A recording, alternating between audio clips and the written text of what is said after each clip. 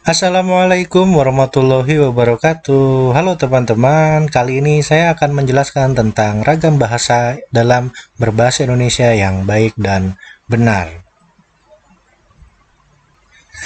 Lanjut, dalam Kamus Besar Bahasa Indonesia atau KBBI, ragam bahasa biasa diartikan sebagai variasi bahasa menurut pemakainya, topik yang dibicarakan, hubungan pembicara dan teman bicara, serta medium pembicaraannya. Pengertian ragam bahasa ini dalam berkomunikasi perlu memperhatikan beberapa aspek.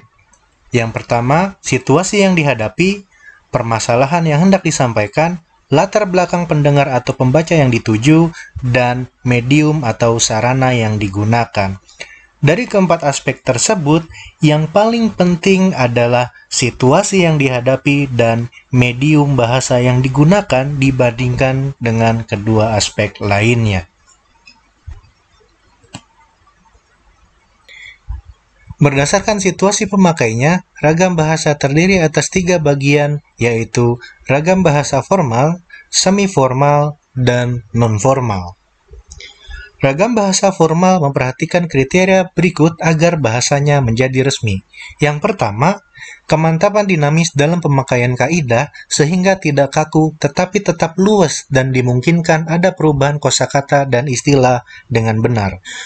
Dalam ragam bahasa formal, meskipun menggunakan istilah-istilah baku sesuai dengan Kamus Besar Bahasa Indonesia, tetapi penggunaannya harus tetap luas dan santai. Yang kedua, penggunaan fungsi-fungsi gramatikal secara konsisten dan eksplisit. Penggunaan fungsi susunan-susunan kalimatnya harus runut, harus konsisten, dan harus baik.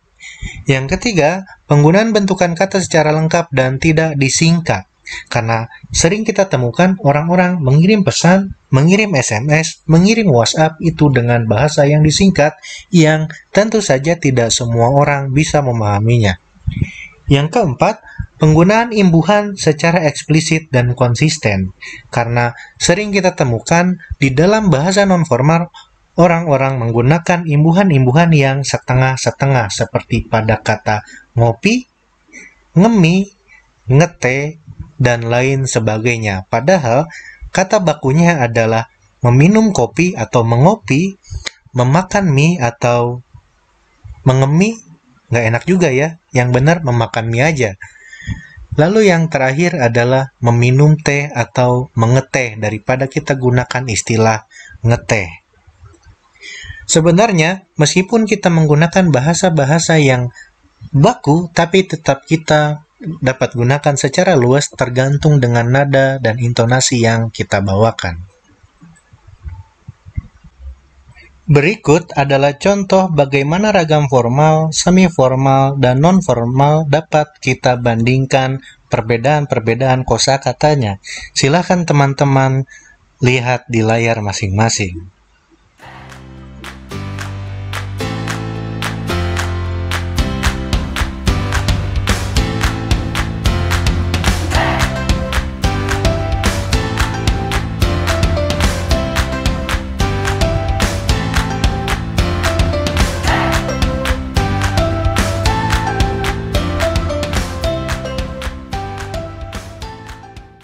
Lanjut, berdasarkan mediumnya, ragam bahasa terdiri atas 2 ragam bahasa yaitu bahasa lisan dan bahasa tulis. Ragam bahasa lisan adalah bahasa yang dilafalkan langsung oleh penuturnya kepada pendengar atau lawan bicaranya.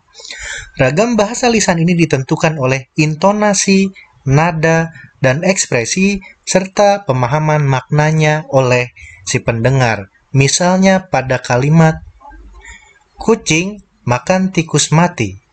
Kucing makan tikus mati. Kucing makan tikus mati.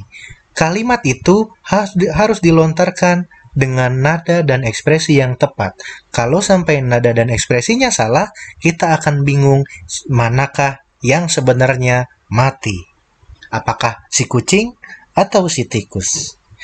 Kalimat ini jika dituliskan maka akan menyebabkan salah penafsiran makna.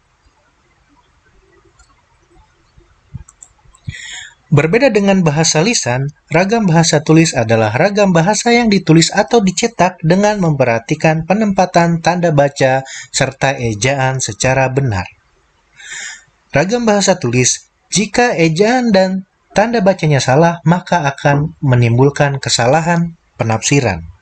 Kesalahan penafsiran maka akan menimbulkan kesalahan komunikasi. Ragam bahasa tulis ini dapat bersifat formal, semi-formal, dan juga non-formal. Dalam penulisan makalah, seminar, dan skripsi misalnya, penulis harus menggunakan ragam bahasa formal, sedangkan ragam bahasa semi-formal digunakan dalam bahasa perkuliahan. Yang terakhir, ragam bahasa non-formal digunakan oleh keseharian.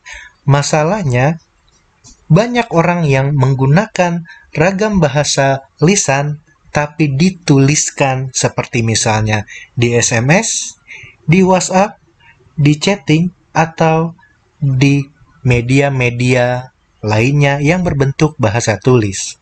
Akibatnya adalah si pembaca atau si penerima pesan tidak dapat menerima pesan dengan baik karena apa yang disampaikan oleh pengirim pesan dengan apa yang diterima oleh penerima pesan memiliki perbedaan makna. Akhirnya terjadi miskomunikasi dan berakibat fatal.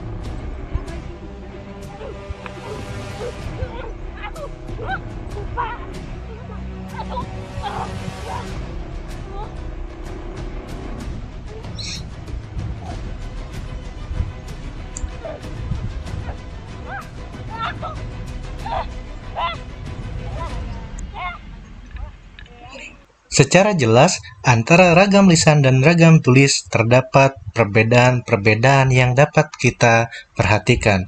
Yang pertama, dalam ragam lisan memerlukan orang kedua atau lawan bicara, karena kalau dalam ragam lisan kita berbicara sendiri, nanti dikira kita berbicara dengan Om Jin. Yang kedua, dalam ragam lisan, penyampaian kata akan tergantung sekali pada situasi, kondisi, ruang, serta waktu, karena tidak mungkin kita berbicara dengan semangat dan penuh canda tawa ketika suasana sedang berduka. Yang ketiga, dalam ragam lisan, kita tidak harus memperhatikan unsur gramatikal, hanya perlu intonasi serta gerak tubuh. Yang keempat, ragam lisan dapat berlangsung dengan cepat. Yang kelima, ragam lisan dapat digunakan tanpa alat bantu karena manusia sudah memiliki alat ucap sendiri berbentuk mulut dan lidah. Yang keenam, dalam ragam lisan, kesalahan dapat langsung dikoreksi pada saat itu juga. Tapi kesalahan pada hati tidak dapat langsung dikoreksi. Yang terakhir, dalam ragam lisan dapat dibantu dengan gerak tubuh, wajah, intonasi, dan ekspresi seseorang. Sebagai contoh, ketika kita membeli cabai, kita cukup bilang, "Bang, cabai sekilo." "Bang, sekilo." Si tukang cabai pasti akan paham bahwa kita akan membeli cabai. Ketika kita bilang, "Bang, sekilo," ke tukang cabai, si tukang cabai tidak akan memberikan kita sekilo kacang kedelai.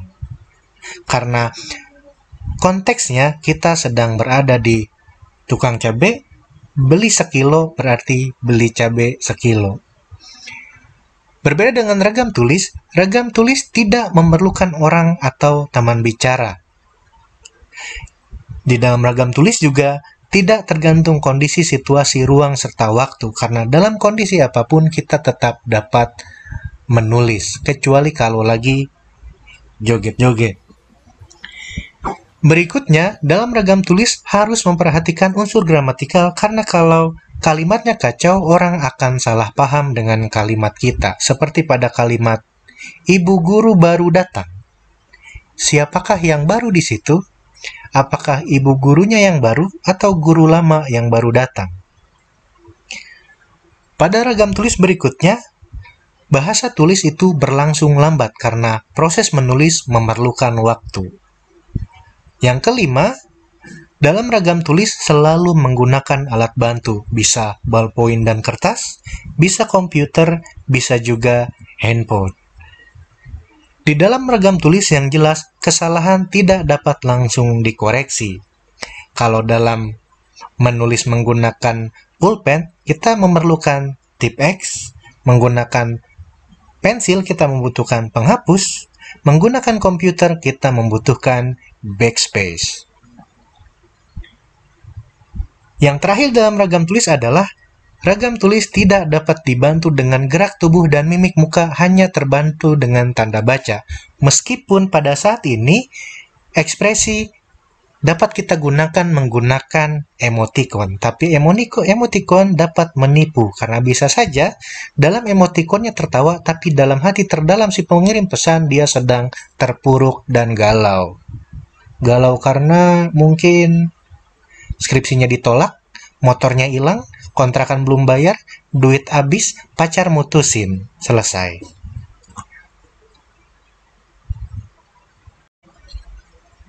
Berikut adalah contoh perbandingan ragam lisan dan ragam tulis dalam konteks kalimat. Silahkan lihat sendiri.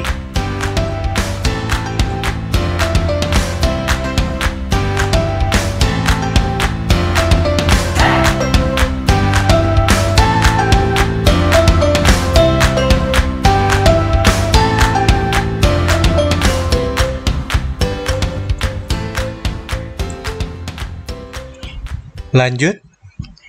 Selanjutnya, pada ragam baku dan ragam tidak baku. Pada dasarnya, ragam tulis dan ragam lisan terdiri pula atas ragam baku dan tidak baku. Ragam baku adalah ragam yang dilembagakan dan diakui oleh sebagian besar pemakai bahasa resmi dan sebagai rujukan norma bahasa dalam penggunaannya.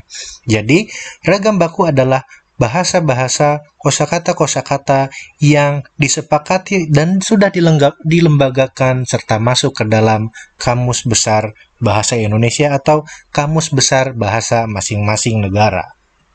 Ragam baku ini biasanya digunakan dalam konteks yang formal. Dalam tulisan-tulisan, biasanya ragam baku digunakan dalam tulisan ilmiah. Berbeda dengan ragam baku, ragam tidak baku adalah ragam yang tidak dilembagakan dan ditandai oleh ciri-ciri yang menyimpang dari norma ragam baku. Ragam tidak baku biasanya digunakan dalam konteks yang non-formal, santai, dalam pergaulan, waktu nongkrong dengan teman-teman, dan tidak terpengaruh pada konteks yang formal.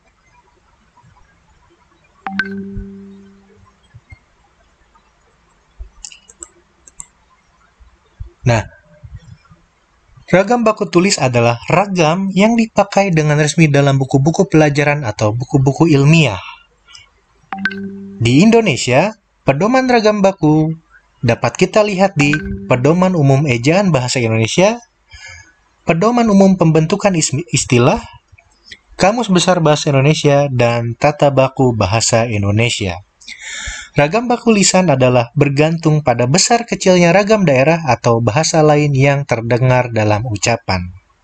Terkadang, seseorang ketika berucap akan terpengaruh oleh bahasa daerah yang dikuasainya. Hal itu disebut dengan dialek atau logat. Logat-logat tersebut pada akhirnya akan mempengaruhi penggunaan bahasa Indonesia seseorang. Orang Sunda akan berbahasa Indonesia dengan mendayu-dayu. Orang Jawa akan menggunakan bahasa Indonesia dengan intonasi-intonasi yang tebal. Begitupun orang-orang dari suku-suku tertentu yang ketika dia terpengaruh oleh bahasa daerah, maka bahasa daerah itu akan mempengaruhi penggunaan bahasa Indonesianya. Kita dapat lihat pada contoh-contoh dialek berikut ini. Kalau Belanda yang bikin aturan itu mengerti aku. Karena memang Belanda suka jadi perkara. Ya kan? Ya, Pak. Kalau soal duit mah, saya biar tukang kredit juga duitnya kayak jenggot, dikerok ada lagi, dikerok ada lagi. Memangnya kenapa tuh Mas Karyo? Pak, Bapak itu sebetulnya ada apa? Nah, kok mendadak kepengen pulang? Saya tuh di Jakarta ngapain? Di rumah ya diduduk sana, duduk sini, duduk situ. Kecil. Emang apa sih nggak boleh? Sombong amat. Lanjut, kesimpulan kita hari ini adalah bahasa yang benar adalah bahasa yang menerapkan kaidah dengan konsisten. Bahasa yang baik adalah bahasa yang punya nilai rasa yang tepat sesuai dengan situasi pemakainya. Terima kasih. Seperti itu penjelasan kali ini teman-teman. Jangan lupa klik subscribe, like, komen, dan share. Assalamualaikum warahmatullahi wabarakatuh.